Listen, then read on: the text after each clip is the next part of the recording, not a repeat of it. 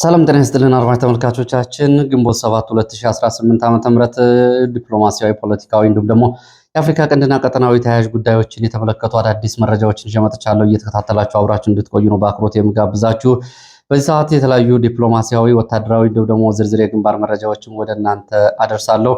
በራያ ቆቦ ቀጠና ከማለዳ ጀምሮ እየተደረገ ባለው ውጊያ ከሰዓት በኋላ የአየር ድብደባን ጨምሮ እንደዚሁ ውጊያው የተለያዩ ቦታዎችን አካቶ ቀጥሏል። ከዚህ ጋር በተያያዘ ያሉ ዝርዝር መረጃዎችን አደርሳለሁ። አብራችሁ እንድትቆዩ ነው በአክብሮት የምጋብዛችሁ። እንደዚሁም ደግሞ ኢትዮጵያና ኤርትራን ዲፕሎማሲያዊ ግንኙነት በተመለከተ አዲስ መረጃ አለ። ይህንን መረጃ ወደ እናንተ አደርሳለሁ። ቀድማይ ተመልካቾቻችን እንደምታስታውሱት ሰሞኑ እንግዲህ የብልጽግና የሚዲያ ሰራዊት ኢትዮጵያና ኤርትራን በተመለከተ አዲስ ዲፕሎማሲ ግንኙነት መጀመሩን በአሜሪካ በጀርባ በኩል ድርድር እየተደረገ መሆኑን በተደጋጋሚ ሲገልጹ ነበር። ከዚህ ጋር በተያያዘ ዛሬ ከአዲስ አበባ ያገኘኋቸው የመረጃ ምንጮች ያጋሩኝን መረጃ በዚህ ሰዓት ወደ እናንተ አደርሳለሁ። እንግዲህ ኢትዮጵያና ኤርትራ ላለፉት 2 ዓመታት በቃላት ጦርነት ከዛም አለፍ ሲል ደግሞ ከፍተኛ ወታደራዊ ውጥረት ውስጥ ነው የቆዩት።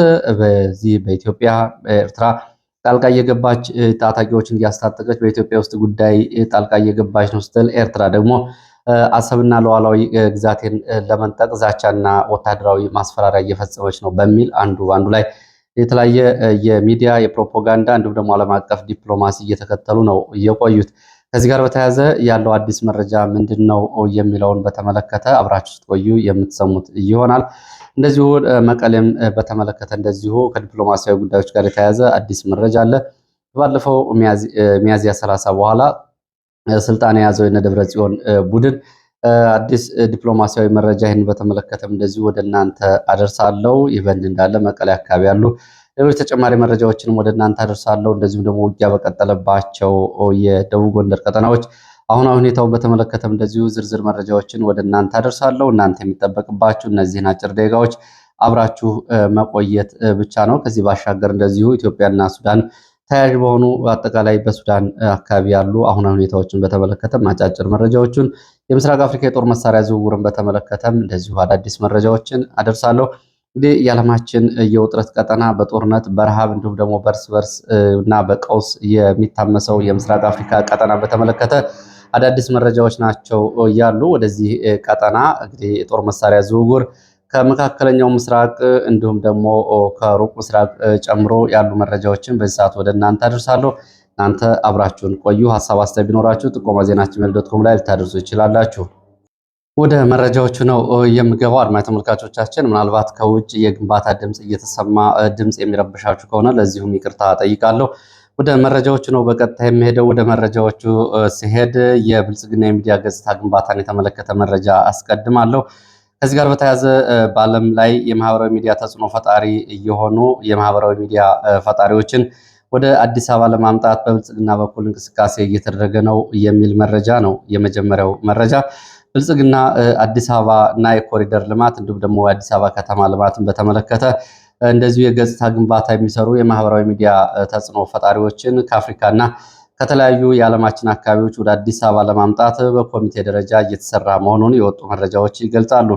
ይህንን እንዲሰሩ አድራሻቸውን በማፈላለግ የማግባባት ስራ እየተሰራ እንደሆነ የገለጹት የመረጃ ምንጮች ለዚህ ደግሞ በውጭ ምንዛሬ ጠቀም ያለ ገንዘብ እንደሚከፈላቸው ነው የተገለጸው። ከዚህ ጋር በተያያዘ እንግዲህ ወደ አዲስ አበባ መጥተው በኮሪደር ልማት፣ የሪዞርት ልማት እንዲሁም ደግሞ ገጽታ ግንባታ የሚሆኑ የብልጽግናን የገጽታ ግንባታ እንዲሰሩ በአዲስ አበባ ዩኒቨርሲቲ እና ከብልጽግና የሚዲያና የፕሮፓጋንዳ ክፍል እንዲሁም ደግሞ ቲንክ ታንክ ተብሎ ከሚጠራው ቡድን እስከ ጠቅላይ ሚኒስትር ጽሕፈት ቤት ድረስ እንደዚሁ አቅጣጫ ተሰጥቶ እየተሰራ መሆኑን የመረጃ ምንጮች ገልጸዋል። ከዚህ ጋር በተያያዘ እንግዲህ ተጽዕኖ ፈጣሪ የተባሉ የአፍሪካ የቲክቶከር ማህበራዊ ሚዲያ ተጽዕኖ ፈጣሪዎችና ዩቲዩበሮች ወደ አዲስ አበባ እንዲመጡና በዚሁም ደግሞ አበል እንደሚከፈላቸው ለዚህም ዝግጅት እየተደረገ መሆኑን ነው መረጃው የሚገልጸው። ሌላው መረጃችን ወደ ፓርላማ የሚወስደን ነው። በፓርላማ ከሚያዝያ 26 ጀምሮ የግል ጋዜጠኞች የፓርላማ ዜናዎችን እንዳይሰሩ መከልከላቸውን በተመለከተ ዛሬ ሸገር ኤፍኤም ሰፋ ያለ ዘገባ ይዞ ወጥቷል። ሸገር ኤፍኤም የሚመለከታቸውን አካላት ለመጠየቅ ያደረገው ሙከራ እንዳልተሳካለት ገልጿል። ከባለፈው ሚያዝያ 26 ጀምሮ ወደ ፓርላማ በመግባት በፓርላማ የሚደረጉ የቋሚ ኮሚቴ ስብሰባዎችን፣ የሚቀርቡ ሪፖርቶችን እና አጠቃላይ የፓርላማውን የስራ እንቅስቃሴ የተመለከቱ ዘገባዎችን ሚዲያዎች፣ የግል ሚዲያዎች እንዳይዘግቡ መከልከሉ ነው የታወቀው።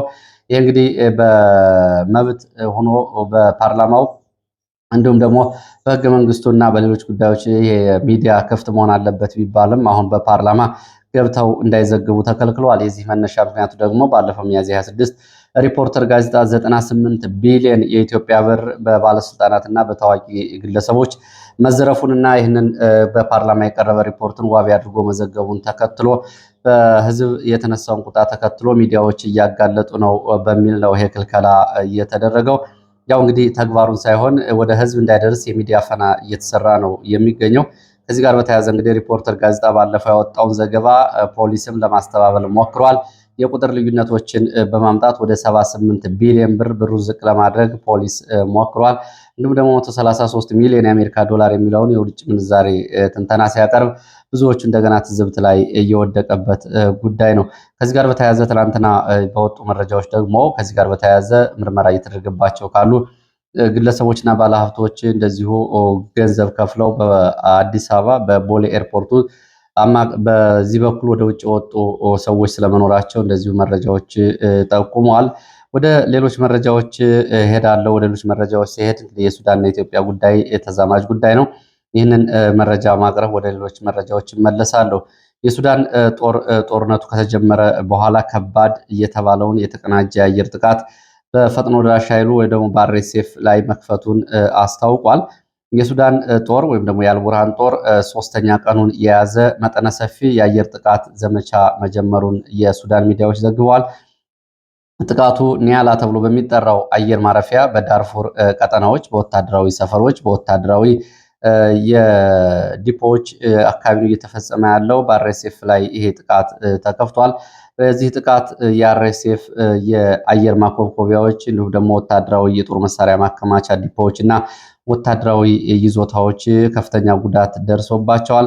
ከዚህ ጋር በተያያዘም እንደዚሁ ጥቃቱ ወደ ዳርፉር ደቡብ ዳርፉር መስፋፋቱን መረጃዎች ጠቁመዋል። ይህ በእንዲህ እንዳለ የሱዳን የውጭ ጉዳይ ሚኒስትር ለአሜሪካ ምስጋና አቅርበዋል። የአሜሪካ ምክር ቤት ኮሚቴ በሱዳን የፈጥኖ ደራሽ ኃይሉ አርኤስኤፍ ተብሎ የሚጠራው ቡድን የዘር ጭፍጨፋ ፈጽሟል የሚለውን የአሜሪካ የምክር ቤት ኮሚቴ አባላት መቀበላቸውን በተመለከተ ነው የሱዳን የውጭ ጉዳይ ሚኒስተር ምስጋና ያቀረቡት።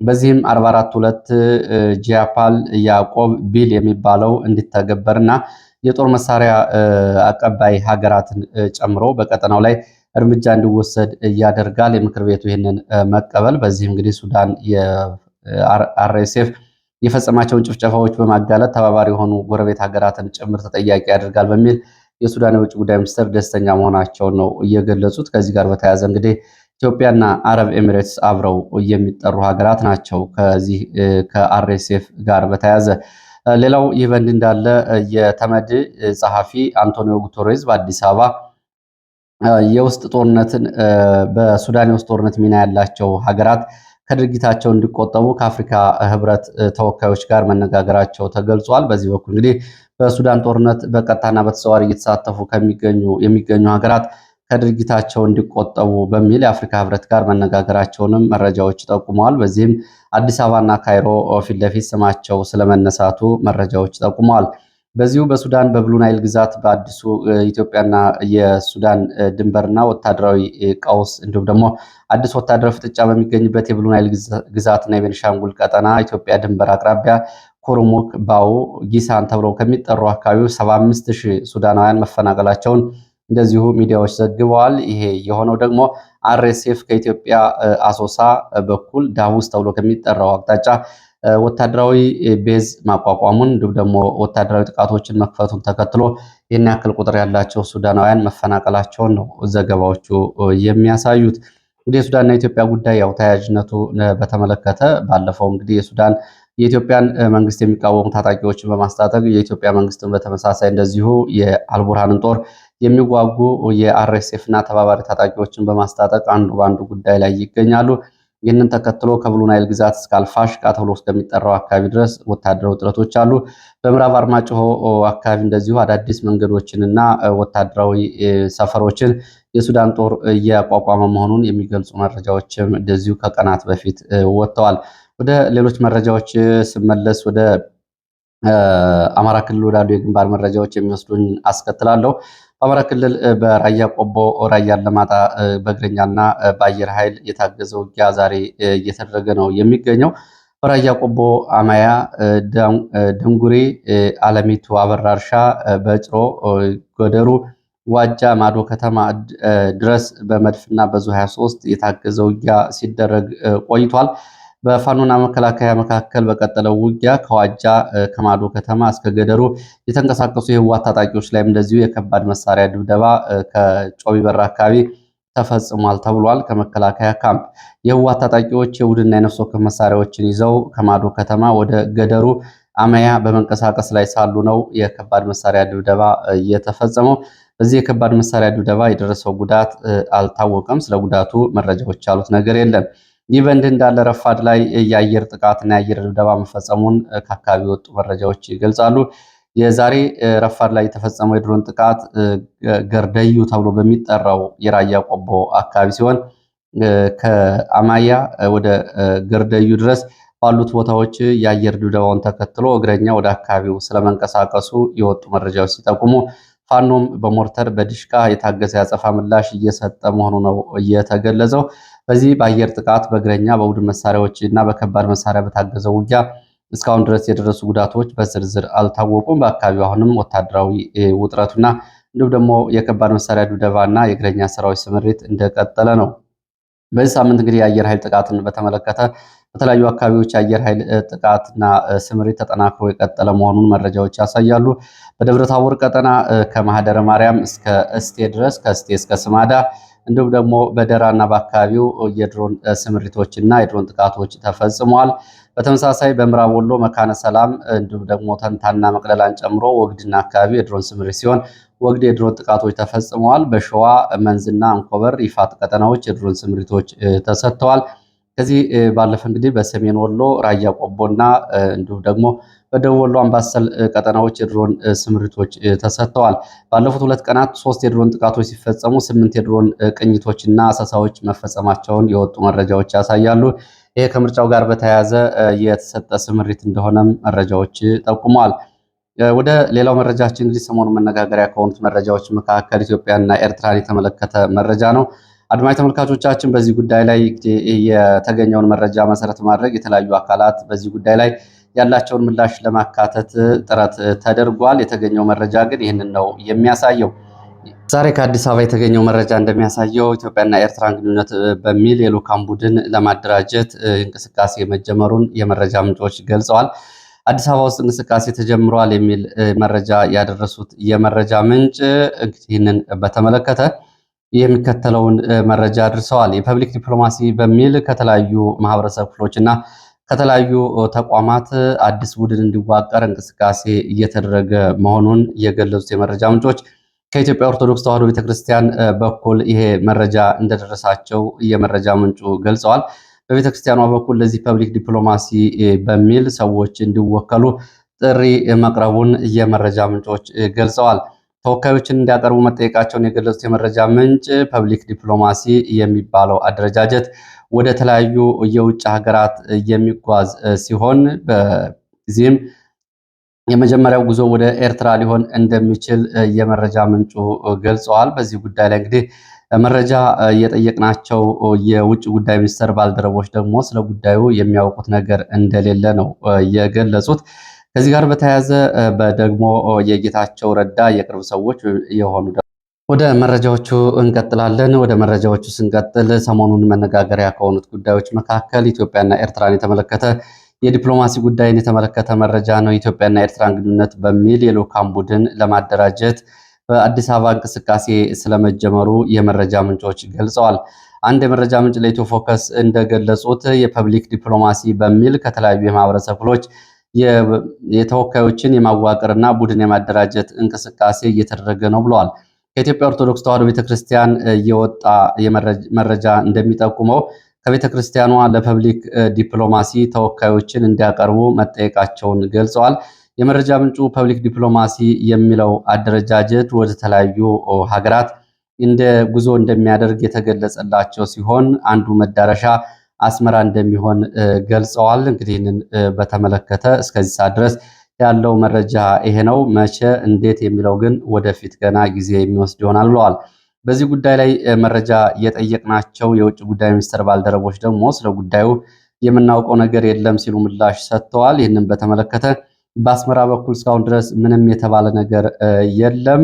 ከዚህ ጋር በተያያዘ ቀደም ብሎ የብልጽግና የሚዲያ ሰራዊት ከኤርትራ ጋር የዲፕሎማሲ ግንኙነት መጀመሩን በተደጋጋሚ ቢገልጹም በኤርትራ በኩል እስካሁን ድረስ ስለ ጉዳዩ እየተሰጠ ማብራሪያ የለም። ለጌታቸው ረዳ ቅርበት ያላቸው ሌሎች የመረጃ ምንጮች ደግሞ ጌታቸው ረዳ በዚህ ጉዳይ ላይ ተጠይቆ ነበር፣ የማውቀው ነገር የለም የሚል ምላሽ እንደሰጣቸው ተናግረዋል።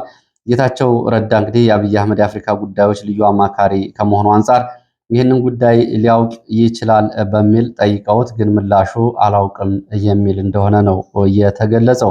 ይህ በእንዲህ እንዳለ ከአፍሪካ ህብረትና ከኢጋድ የተለያዩ ሀገራት አምባሳደሮች ተውጣጣ ቡድን ወደ መቀሌ ሊያመራ እንደሆነ የመረጃ ምንጮች ገልጸዋል።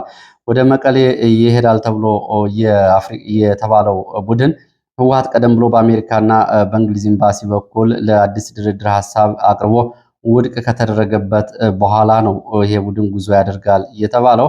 አሁን በቀጣይ ሳምንት ከአዲስ አበባ ወደ መቀሌ ይጓዛል ከተባሉት የአፍሪካ ህብረትና የኢጋድ አባላት ጋር የተለያዩ አገራት አምባሳደሮች አብረው ይጓዛሉ ተብሏል።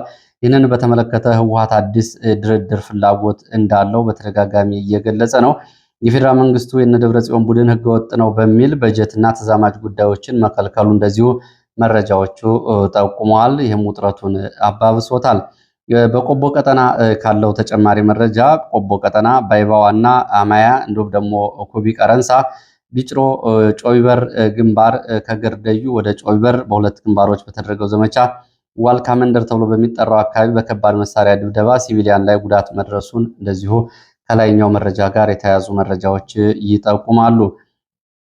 መቀሌ ያለውን ሁኔታ በተመለከተ ደግሞ እነ ደብረ ጽዮን ጀነራል ታደሰ ወረደ ደጋፊ ናቸው ያሏቸው ባለስልጣናት ላይ እንደዚሁ እርምጃ መውሰዳቸውን ቀጥለዋል። ከኃላፊነት በማንሳት እና በቁጥጥር ስር እየዋሉ ነው የሚገኙት። የትግራይ ጊዜያዊ አስተዳደር ፖሊስ ኮሚሽን በትላንትናው ዕለት ከኃላፊነት ተነስቷል። ጀነራል ገብረ ዲላ ዛሬ ደግሞ ጀነራል ነጋሽ የሚባለው የትግራይ ታጣቂዎች የሰው ሀብት ዋና አስተዳደር ኃላፊ ከኃላፊነት ተነስተዋል። ቀደም ብሎ በቁጥጥር ስር የዋሉት የትግራይ ጊዜያዊ አስተዳዳሪ ጽሕፈት ቤት የፕሬዝዳንት ጽሕፈት ቤት ኃላፊ ዶክተር ገብሩ ካሳይ የትግራይ ብልጽግና ፓርቲ ተወካይ እስካሁን ድረስ በቁጥጥር ስር እንደዋሉ መሆናቸውን መረጃዎች ገልጸዋል። ወደ ደብረታቦር ቀጠና ስንመጣ በደብረታቦር ቀጠና ፋኖ ሁለቱን ከተሞች ለቆ መውጣቱን መረጃዎች ገልጸዋል። ትላንትና ምሽት በውጊያ የተቆጣጠረውን እስቴ መካነ ኢየሱስ ከተማን ፋኖ ሌሊቱን ለቆ ወጥቷል። በተመሳሳይ ዛሬ ማለዳ እንደዚሁ ይዞት የነበረውን ወገዳ ስማዳ ከተማም እንደዚሁ ለቆ ወጥቷል። ከሌሊት እስከ ረፋድ ድረስ ከተደረገው ውጊያ በኋላ ነው ፋኖ ከተማውን ለቆ የወጣው። ረፋድ ድረስ ሸሪፍ ጎዴ፣ ጉቶ፣ ጊዮርጊስ፣ ዳቦ መውቂያ፣ ኳስ ሜዳ ተብሎ በሚጠሩ የወገዳ ከተማ አካባቢዎች በቡድን መሳሪያ የታገዘ ከፍተኛ ተኩስ እንደነበር የመረጃ ምንጮቹ ገልጸዋል። ከሰዓት በኋላ ተኩሱ ሙሉ በሙሉ ቆሟል ብለዋል የመረጃ ምንጮቹ። ይህ በእንዲህ እንዳለ ጋይንት ንፋስ መውጫ ከተማ የተያዙ ወጣቶች እንደዚሁ ጉና ክምር ድንጋይ በማምጣት በመከላከያ ስለመገደላቸውና ስለመረሸናቸው መረጃዎች ጠቁመዋል። በሚያዝያ ወር ብቻ በንፋስ መውጫ ቀጠና ጋይንት እስካሁን ድረስ ከ47 በላይ ሰዎች ተረሽነዋል። ዲያቆናትን፣ ካህናትን፣ ሴቶችና ታዳጊ ወጣቶችን ጨምሮ ብለዋል የመረጃ ምንጮቹ። ንፋስ መውጫ፣ ሳሊ፣ መንታውሃ፣ ጉናን ጨምሮ በርካታ ወጣቶች ተረሽነዋል። ዛሬ ይህ በእንዲህ እንዳለ ደግሞ ንፋስ መውጫ ሌላ መረጃ ወጥቷል። ንፋስ መውጫ ፋኖ በንፋስ መውጫ ቀጠና ፋኖ ለወራት ያሰለጠናቸውን ምልምል የፋኖ አባላት አስመርቋል። ንፋስ መውጫ ከተማ ብልጽግና ከጠራው የድጋፍ ሰልፍ ጋር በተያያዘ ሁለት ወጣቶች ንፋስ መውጫ ከተማ ዋቢ ህፃናት ማሳደጊያ ተብሎ የሚጠራው ማዕከል ፊት ለፊት ዛሬ ስለመገደላቸው የወጡ መረጃዎች ገልጸዋል። እንግዲህ በዚህ ቀጠና በከፍተኛ የሆነ ረሸና ነው እየተደረገ ያለው። በተለይ ኮሎኔል አለሜ የሚባለው ወደዚህ ቀጠና ከመጣ በኋላና ባለፈው በርካታ ሚሊሻዎች በውጊያ ከተገደሉ በኋላ በዚህ ጋር በተያያዘ የቤተሰብ ጥቆማ ጭምር በመቀበል በርካታ ሰዎች እየተገደሉ እንደሆኑ ነው መረጃዎቹ የሚገልጹት። ወደ ሌላው መረጃችን ስንሄድ ወደ ምስራቅ አፍሪካ መረጃዎች የሚወስደን መረጃ አስከትላለሁ። በምስራቅ አፍሪካ የጦር መሳሪያ ዝውውሮችን በተመለከተ የሩሲያ አስቸኳይ የጦር መሳሪያ ጫኝ አውሮፕላኖች አርኤ 76841 የጎን ቁጥር ያለው ወደ ሞቃዲሾ በርካታ የጦር መሳሪያ ማጓጓዙን መረጃዎች ገልጸዋል። የኳታሩ ኤሚር አየር ኃይል ሲ17ኤ እንደዚሁ ከቱርክ ዚሚር ተብሎ ከሚጠራ ከተማ ወደ ሞቃዲሾ የጦር መሳሪያዎችን ባለፈው 24 ሰዓት አጓጉዟል። ከዩናይትድ አረብ ኤሚሬትስ ኢንቪክታ አየር ካለሪፍ አቡዳቢ ወደ ባህር ዳር እንደዚህ ወደ ኢትዮጵያ የጦር መሳሪያ ተጭኖ ባህር ዳር ተራግፏል የሚሉ መረጃዎች ወጥተዋል። ለዚህ ሰዓት ያስኳቸው አጫጭር መረጃዎች እነዚህ ናቸው። አድማጭ ተመልካቾቻችን ከውጭ በኩል ባለው የድምፅ ጫና ምክንያት እንደዚሁ የፕሮግራሙን እንዲሁም ደግሞ የቪዲዮ መቆራረጥ ቢኖር ይህንን ታግሳችሁ እንድታደምጡ በአክብሮት ጠይቃለሁ። ለነበረን ቆይታ አመሰግናለሁ። በሌላ ተመሳሳይ መርሃ ግብር እንገናኛለን። ከምሲ